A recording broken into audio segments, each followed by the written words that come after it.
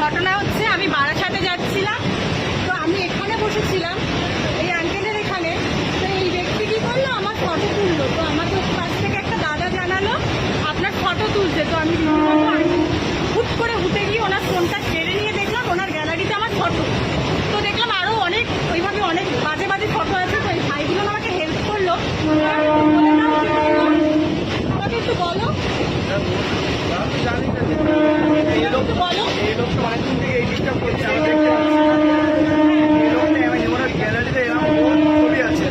অনেক বাজে বাজে খারাপ খারাপ ফটো আছে দেখলাম সব মেয়েদের। তো আমার ফটো উনি এভাবে তুলে রাখলো, তো আমি ডিলেট করে দিলাম। এই ভাইরা সাহায্য করলো আমাকে ডিলেট করা হলো। হ্যাঁ আপনি বলুন কি বলছেন? হ্যাঁ সরি বললে মাফ করে দেওয়া।